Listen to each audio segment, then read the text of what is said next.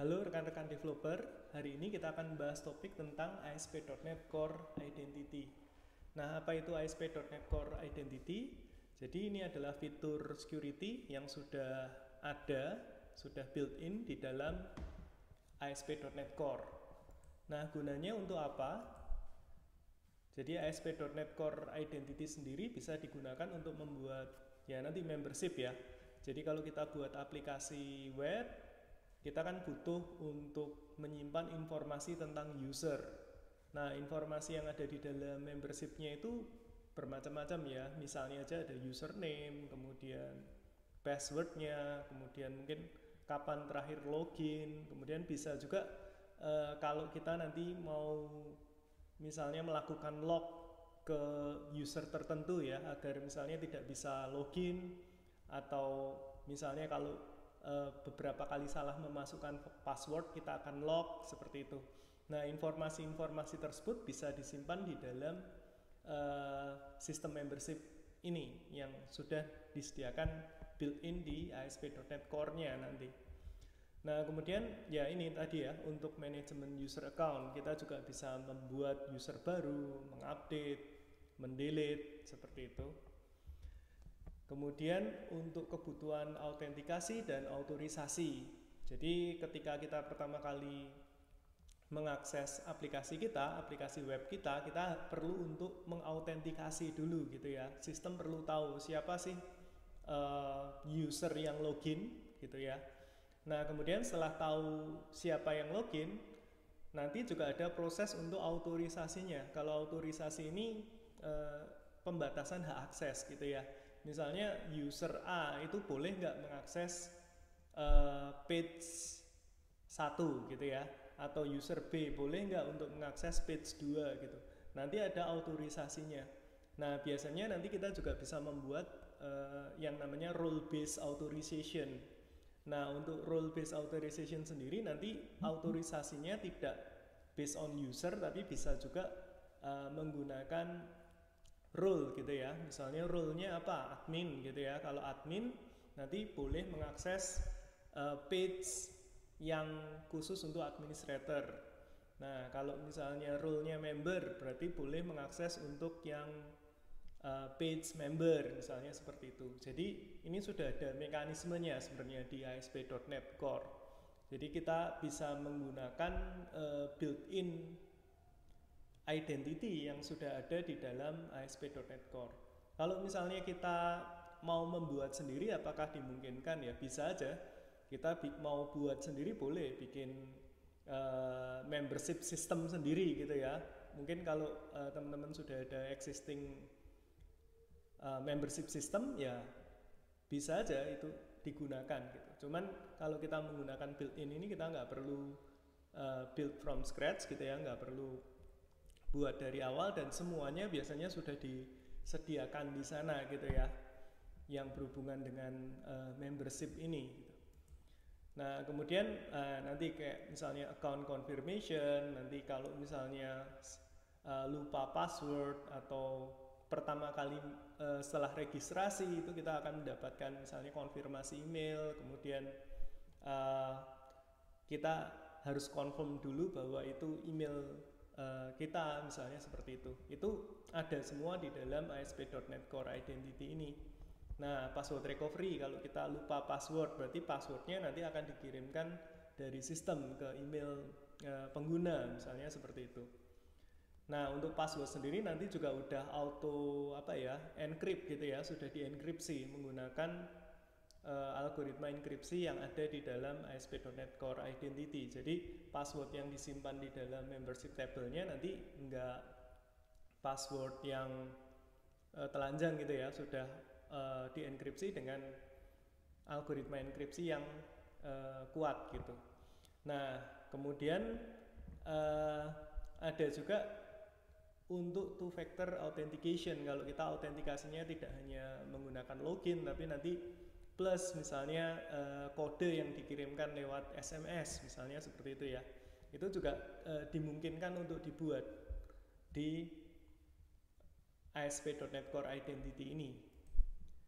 Nah, kemudian dengan menggunakan ASP.NET Identity ini kita juga bisa menggunakan external login gitu ya. Jadi untuk username passwordnya tidak authenticate dari server kita gitu, dari database membership yang sudah kita buat, tapi nanti untuk loginnya itu menggunakan external provider, seperti misalnya kita pakai Microsoft account, atau misalnya kalau usernya sudah punya account Google atau account Facebook gitu, biasanya kan punya ya untuk social media account seperti itu. Nah ini nggak perlu membuat baru lagi di tempat kita gitu kan. Kadang kan kalau terlalu banyak username, password gitu, user akan kesulitan juga ya untuk mengingat. Jadi untuk memudahkan, kita bisa juga kalau usernya sudah punya Microsoft account atau Google account atau Facebook account, ya sudah, loginnya nanti diautentikasi oleh servernya Google aja gitu ya. Kita cuma tahu bahwa oh ya itu ada usernya di Google dan sudah autentikasi gitu ya. Nah ketika usernya login ke sistem kita, kita tinggal mapping aja nanti. Ini login dengan Google provider, ini username-nya ini gitu ya. Ini sebenarnya akunnya siapa gitu. Itu kita juga harus punya catatan di membership-nya kita gitu.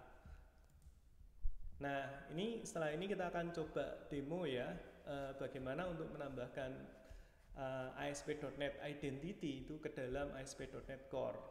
Sebenarnya ini topik yang cukup luas dan dalam gitu ya. Nah, mungkin kita tidak akan membahas sampai detail, tapi saya akan jelaskan aja bagaimana cara untuk menambahkan library ASP.NET Identity dan menggunakannya di ASP.NET Core. Nah, kita buka dulu contoh project yang sebelumnya sudah kita buat. Nah, kemudian untuk menambahkan fitur ASP Core Identity, kita harus menambahkan beberapa library di Nugget Package Manager ya. Kita buka dulu di sini Manage Nugget Package. Nah, kemudian kita akan menambahkan beberapa library ya untuk menambahkan ASP Core Identity. Nah, library pertama yang akan kita tambahkan adalah Microsoft ASP.NET Core Identity.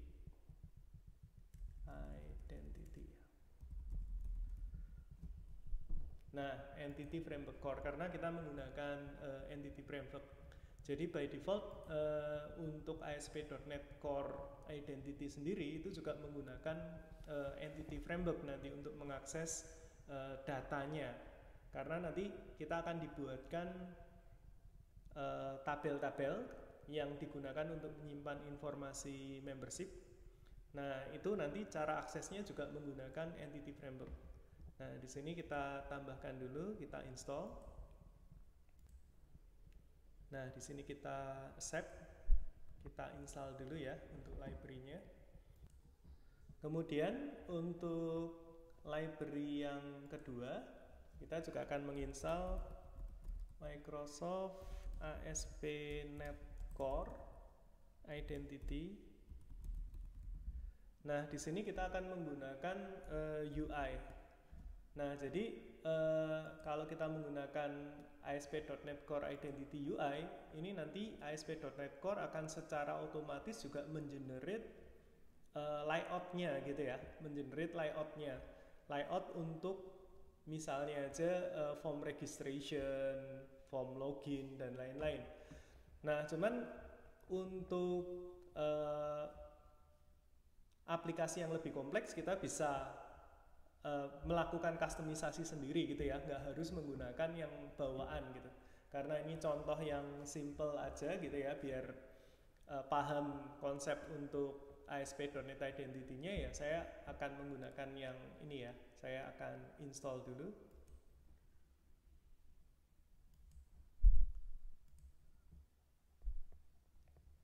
Oke, kita tunggu proses instalasinya. Oke, jadi dua library sudah kita tambahkan. Nah, setelah library-nya ditambahkan, langkah selanjutnya adalah menambahkan di DB konteksnya. Nah, sebelumnya kita kan sudah menggunakan entity framework ya. Kita sudah membuat DB konteks untuk mengakses IF-nya ya di sini. Nah, kalau kita lihat di sini untuk application DB konteks yang kita buat di sini diturunkan dari kelas DB konteks. Nah, karena kita akan menambahkan identity di sini.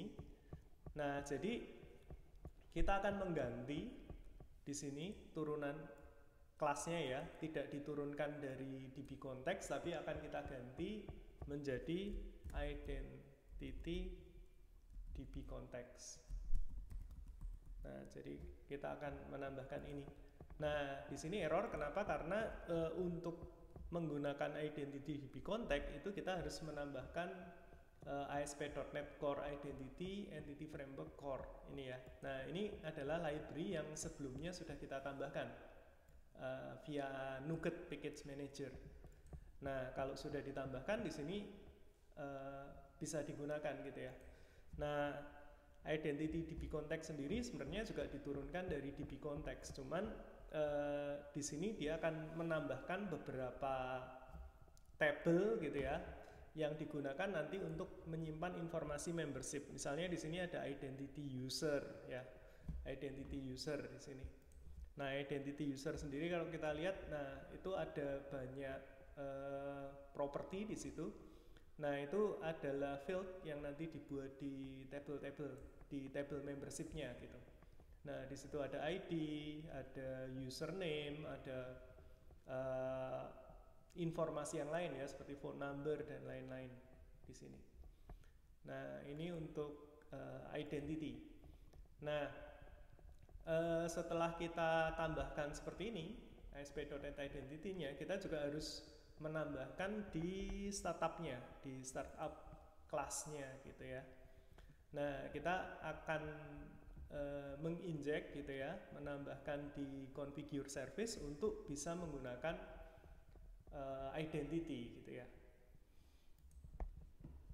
Di bawah setting untuk menambahkan DB contact, di sini kita tambahkan juga services .add identity. Nah, di sini ada dua parameter ya. Yang pertama adalah identity user. Nah, di sini kalau nantinya kita akan menggunakan identity role, itu kita juga harus menambahkan identity role di sini. Nah, ini kalau kita nanti mau menggunakan rule based authorization gitu ya. By default sih belum aktif gitu ya. Untuk role based authentication-nya belum aktif, tapi bisa kita tambahkan nantinya gitu. Nah, kemudian seperti ini. Nah, kalau masih di garis merah berarti kita perlu untuk menambahkan library di situ ya, using Microsoft ASP Core Identity. Nah, kemudian di sini karena kita akan menggunakan default UI yang otomatis dibuatkan oleh ASP Core, kita bisa tambahkan add default UI. Nah, kemudian di sini kita bisa tambahkan add entity framework stores. Nah, di sini untuk DB konteksnya kita menggunakan app DB konteks ya.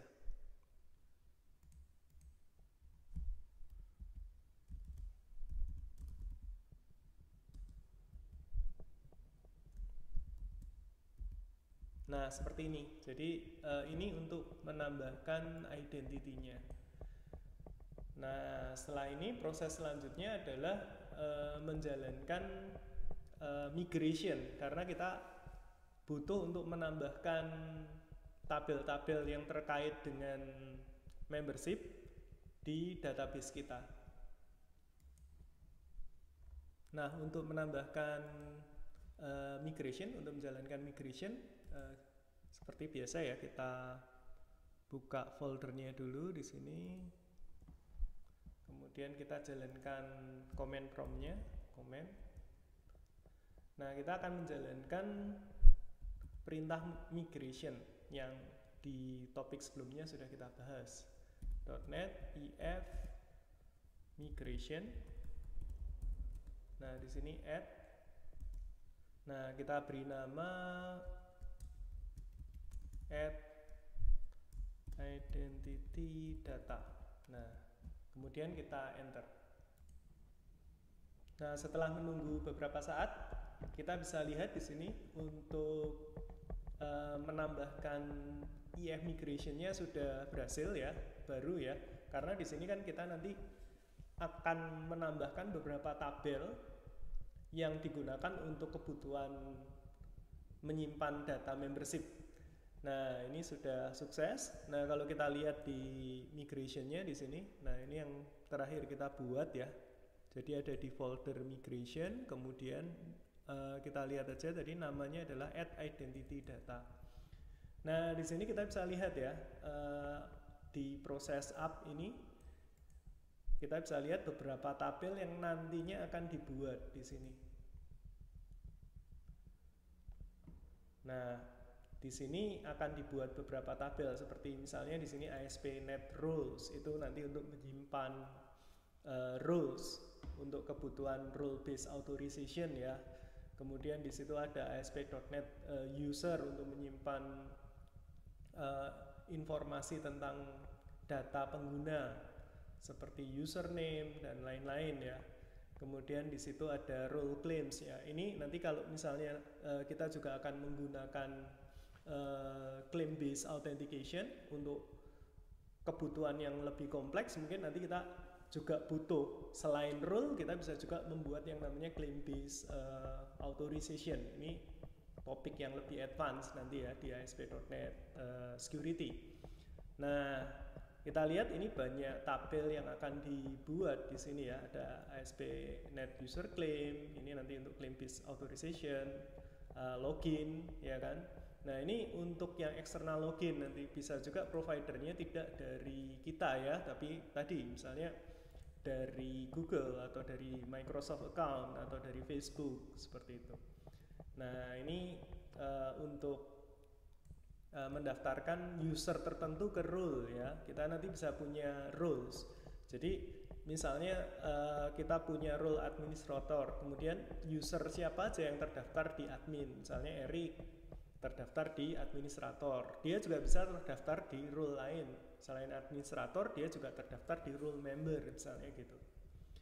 Nah, ini jadi tabel-tabel ini nanti akan dibuat gitu ya di database-nya kita. Jadi langkah selanjutnya adalah menjalankan database update ya untuk migrasinya ya, agar tabel-tabel ini dibuat di database kita. Ini tabel built-in bawaan dari ASP.NET membership-nya.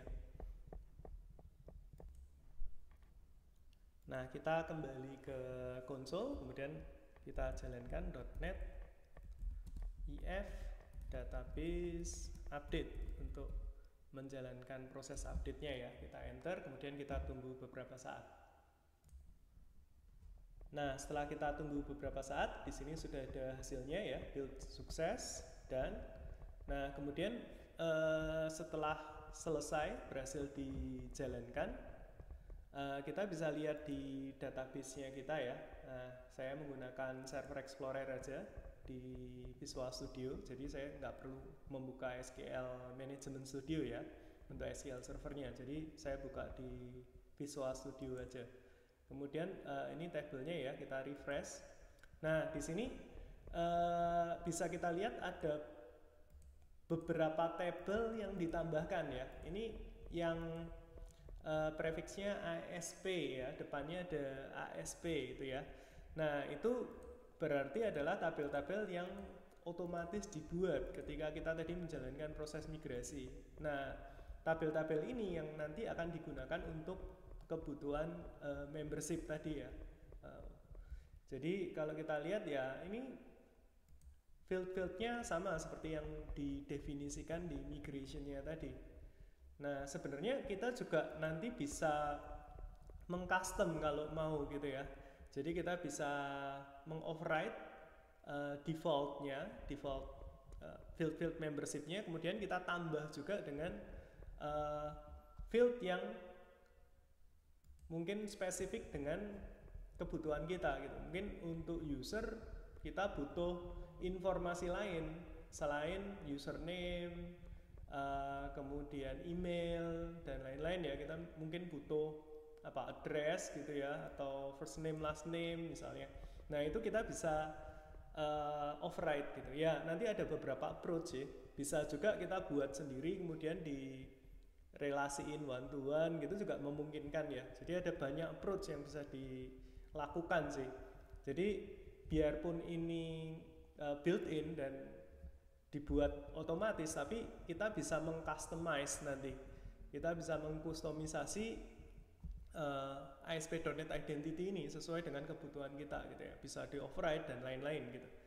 Nah, disesuaikan dengan nanti kebutuhan kita seperti apa untuk user manajemennya gitu ya. Bisa juga nanti ini digunakan lagi ya. Ini case kita adalah membuat aplikasi web. Nah nanti bisa saja kita gunakan lagi membership-nya ini untuk misalnya aplikasi backend RESTful API gitu ya. Nah nanti bisa juga di ASP.NET Identity ini kita juga bisa membuat kayak token based authorization, token based authentication menggunakan JWT atau menggunakan provider lain seperti identity server dan lain-lain gitu. Jadi ini sebenarnya bisa sangat kompleks gitu ya topiknya untuk ASP security, dan ini sangat fleksibel. Nah bisa juga nanti digunakan di aplikasi lain mungkin. Jadi kita punya satu user management yang bisa dipakai di semua aplikasi yang kita gunakan gitu ya. Nah kalau kita menggunakan RESTful API lebih bagus lagi ya, karena sudah modelnya microservices gitu kan ya. Ini berarti satu service yang bertanggung jawab untuk USMAN-nya gitu ya, user manajemennya gitu. Mulai dari ya tadi buat user, kalau ada yang lupa password, registrasi, konfirmasi dan lain-lain gitu. Nah ini tabel-tabelnya sudah dibuat. Nah setelah ini, nah kita sebenarnya sudah bisa menjalankan, misalnya kita mau meregister user baru, kemudian kita mau login, itu sudah ada gitu ya. Cuman layoutnya itu tidak ditampilkan di sini gitu. Nah ini saya akan tunjukkan. Nah setelah tabel-tabelnya sudah ditambahkan untuk yang membership, nah sekarang kita bisa coba untuk menjalankan aplikasinya. Kita akan lihat page yang sudah di generate ya oleh ASP Core, Identity Core. Karena kita tadi menggunakan library identity user di manage nugget package-nya tadi ya. Jadi otomatis nanti page-page-nya sudah dibuat. Sebenarnya nanti dibuat sebagai ASP.NET Razor page. Jadi kalau kita membuat ASP.NET Core Project itu kan ada dua macam project yang bisa dibuat ya. Yang MVC, kita menggunakan MVC pattern, atau satu lagi namanya Razor page. Kalau Razor page itu mirip seperti ya kalau kita membuat web form itu ya, model routingnya kita tidak perlu menggunakan MVC pattern gitu, tapi langsung menggunakan page gitu. Jadi langsung direct ke halaman gitu. Mirip seperti ASP.NET Web Form. Nah untuk yang UI yang dibuat itu nanti dia menggunakan Razor page. Jadi nanti dia akan membuat satu folder area di sini, kemudian ada satu folder namanya identity, kemudian page. Lah page-nya itu akan di-generate otomatis di sini harusnya. Nah tapi ini nggak ditampilkan, jadi kadang kita agak bingung ya, loh kok bisa diakses tapi nggak ada page-nya gitu. Nah, nanti kita lihat ya. Kita coba jalankan dulu aplikasinya. Ya, ini memang banyak tips triknya gitu ya kalau kita membuat ASP.NET Core Security ini, terutama di topik tentang ASP Identity. Nah, di sini sebenarnya kita udah bisa misalnya mau register gitu ya, register user baru gitu. Nah, di sini kita bisa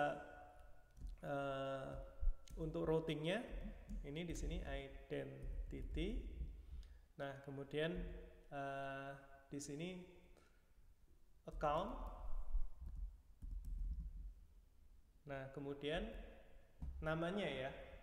Nah, ini sebenarnya page-nya sudah ada di sini, cuman nggak kelihatan aja ya. Nah, account.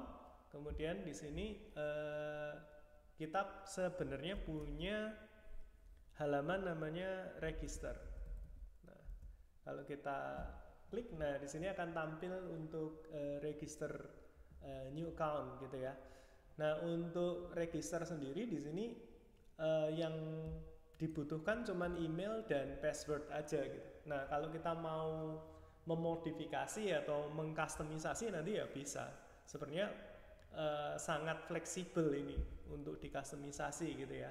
Kalau kita butuh field lain selain email, password dan confirm password. Nah, ini sebagai contoh aja saya akan mendaftar di sini. Nah, untuk passwordnya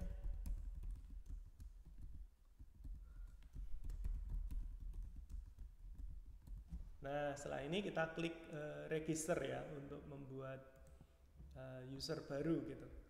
Nah, kalau kita lihat di sini udah langsung otomatis diregister dan diloginkan. Harusnya sih kita juga bisa buat nanti setelah register harus konfirmasi dulu gitu ya, ada approval confirmation dulu. Jadi sistem kita mengirimkan email ke pengguna dulu, kemudian pengguna harus memverifikasi dulu email yang dia masukkan di halaman registrasi itu apakah sudah apakah memang email yang punya dia gitu ya. Kita kan harus memverifikasi bener nggak emailnya, jangan-jangan punya orang lain tapi dimasukkan gitu. Nah, ini sebenarnya belum kita buat halaman logout dan lain-lain ya. Ini sebenarnya udah terregister dan sudah bisa login. Nah, kita akan tes di tabelnya ya, apakah tadi user yang saya inputkan tadi yang emailnya eric@actualtraining.com itu apakah sudah masuk ke dalam database. Nah, untuk cek kita bisa buka database-nya ya. Kemudian di sini kan ada tabel-tabel yang tadi sudah di-generate. Nah, kita bisa lihat di sini di ASP.NET user ini kita show ya datanya. Nah, di sini kita bisa lihat bahwa ada satu user baru gitu ya, sudah berhasil ditambahkan. Jadi dengan menggunakan ASP Identity ini kita nggak perlu menambahkan usernya ini manual ke dalam tabel gitu ya, tapi sudah bisa lewat mekanisme API yang sudah disediakan oleh ASP.NET Identity gitu. Jadi kita tinggal panggil fungsi tertentu, masukin data, nah kemudian otomatis masuk ke dalam tabelnya. Nah, kita juga nggak perlu bikin tabelnya gitu ya, sudah disediakan otomatis dan ini bisa di custom nanti. Nah, kalau kita lihat di sini sudah ada password hash-nya juga, jadi ini udah aman ya dengan algoritma hash yang terbaru gitu ya. Di sini ada security stamp-nya, ada untuk salting-nya juga. Nah, jadi untuk mekanisme misalnya nanti ya, kita mau kunci kalau usernya itu udah melakukan login lebih dari 5 kali dan salah misalnya, statusnya kita mau buat terkunci gitu ya. Nah, ini ada juga untuk field yang support itu ya, logout and ini logout enable. Nah, logout enable kalau misalnya nanti kita kunci, kemudian nanti berakhirnya kapan, kita bisa kasih expired gitu ya, sampai kapan nanti terkuncinya gitu kan. Biasanya kalau untuk aplikasi finansial kan ada semacam itu ya, misalnya kita udah 5 kali login dan gagal. Nah, ini untuk menghindari brute force kan, kalau ada yang mencoba untuk login berulang-ulang gitu ya, untuk masuk ke sistem gitu, setelah 5 kali login gagal ini dibatasi dulu gitu ya, nanti di lock dulu gitu, nanti coba lagi berapa menit misalnya, atau yang lebih strict lagi ya harus menghubungi administrator untuk membuka lognya, dan misalnya kalau lupa password ya harus mereset password. Nah plus harus ya mungkin memberi identitas tertentu gitu ya, email atau apa yang bisa digunakan untuk memverifikasi bahwa dia itu memang user yang berhak seperti itu. Nah jadi udah lumayan canggih gitu ya, sudah ada semua. Ini kalau kita mau menggunakan two factor authentication nanti juga sudah bisa disimpan di sini. Nah seperti itu. Jadi nah ini contohnya ya, untuk registrasi udah berhasil untuk dijalankan gitu. Nah, selain halaman registrasi, di sini sebenarnya juga dibuatkan beberapa halaman seperti misalnya login untuk kebutuhan change password gitu, ada semua sebenarnya di ASP.NET page-nya. Nah, di sini untuk login kita juga bisa login, cuman karena kita belum pasang autentikasi dan otorisasinya, jadi belum kelihatan ya manfaatnya. Jadi kita akan coba untuk menambahkan otorisasi halaman gitu ya, yang sederhana aja. Ini based on usernya sudah login atau belum gitu aja ya. Jadi apakah dia anonymous user belum login ataukah user yang sudah login gitu. Kita belum masuk ke topik yang lebih kompleks seperti misalnya role based authentication atau policy based authentication. Nah, di sini kita lihat di startup.cs. Nah, ini kita bisa tambahkan untuk middleware-nya. Untuk autentikasi itu biasanya setelah autorisasi ya. Nah, ini use authentication dulu. Jadi jangan kebalik ya, di autentikasi dulu baru diautorisasi kan. Jadi harus user harus memperkenalkan diri dulu, siapa Anda gitu. Nah setelah itu baru kemudian bisa diautorisasi kalau sudah tahu oh dia misalnya user gitu ya, atau user yang mempunyai role admin. Nah dia boleh mengakses halaman ini, misalnya halaman 1 atau halaman 2. Atau misalnya kita punya di sini apa controller. Nah, di sini ya, ini bisa kita autorisasi nanti. Misalnya student. Nah untuk autorisasi kita bisa tambahkan seperti ini. Authorize gitu ya. Nah, ini harus menggunakan library using Microsoft ASP.NET Core Authorization. Nah, ini harus ditambahkan ya referensinya. Nah, ini bisa autorisasinya di level controller atau nanti di level action juga bisa authorize gitu ya. Nah, untuk autorisasinya nanti bisa lebih kompleks sebenarnya, bisa based on rule ya kan, bisa based on policy. Nah, ini. Nah, jadi sangat fleksibel sebenarnya gitu ya. Nah, kita coba dulu yang simple gitu. Nah, untuk topik yang lebih advance mungkin harus ada workshop khusus gitu ya untuk ASP.NET Core Authorization Security gitu ya, security termasuk autentikasi, autorisasi, membership dan lain-lain. Dan kalau nanti related ke API itu juga bisa ya, kita bisa pakai token based authentication dan lain sebagainya. Nah, ini kita buat dulu di sini ada authorize gitu. Nah, kalau kita autorisasi berarti hanya user yang sudah login, yang sudah tercatat di tabel membership-nya kita ya, yang bisa login. Nah, dengan menggunakan ASP Identity yang sudah built-in ini, kita bisa lihat bahwa untuk membuat membership dan lain-lain itu cepat ya kalau di ASP.NET Core ya, karena sudah disediakan ASP.NET Identity-nya ini, tools-nya ya. Jadi kita tinggal generate, sudah langsung dapat tabel-tabelnya ya kan? Kita nggak perlu membuat sendiri dari awal. Oke, kita tes dulu ya yang authorize. Nah, kita jalankan dulu programnya. Nah, sekarang kita coba untuk mengakses student. Nah, student.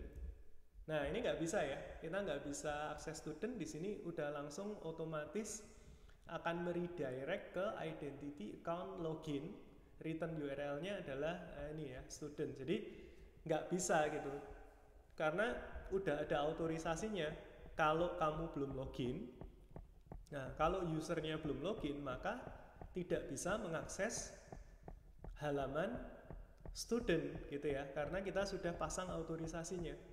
Nah, ini kita harus login dulu untuk bisa mengakses halaman student.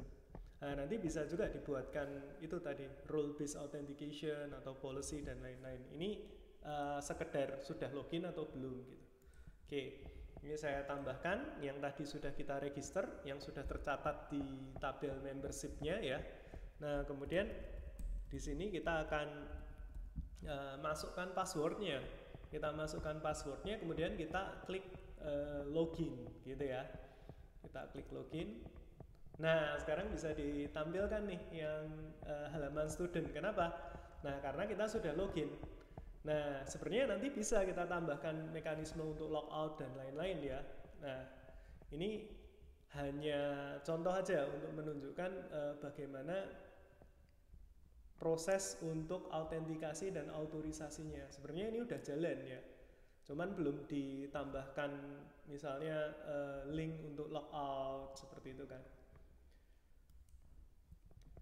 Nah, sebenarnya ketika kita login itu informasi untuk user dan lain-lain itu sudah tersimpan di dalam ASP.NET ya, di dalam aplikasi kita.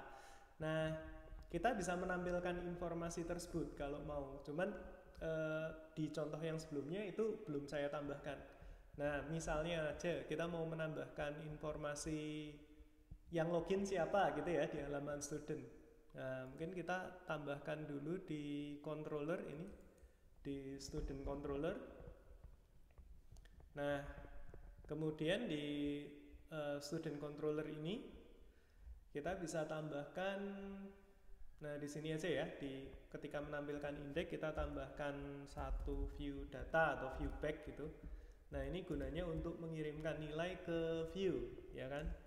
Namanya pengguna gitu aja ya, atau username boleh lah. Username. Nah, kita mau tahu username-nya siapa.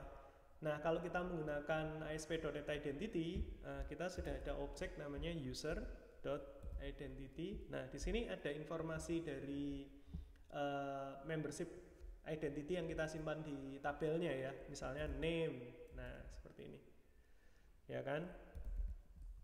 Nah, kita juga bisa ngecek nanti usernya ini authenticate atau enggak. Misalnya nanti usernya ini masuk dalam rule tertentu atau enggak, usernya ini masuk dalam policy tertentu atau enggak.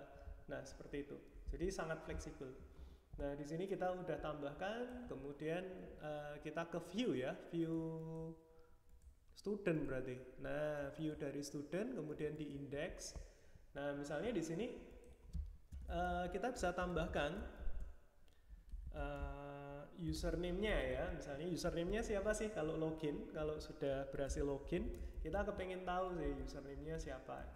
Nah, ini tinggal view data dari username ya tadi. Nah, seperti ini. Oke, namanya sama ya, username. Oke, setelah itu kita tes lagi, kita jalankan aplikasinya. Nah, kemudian kita coba login dan nanti akan ditampilkan gitu. Nah, di sini /student nggak bisa ya, disuruh login dulu. Oke, kita akan login.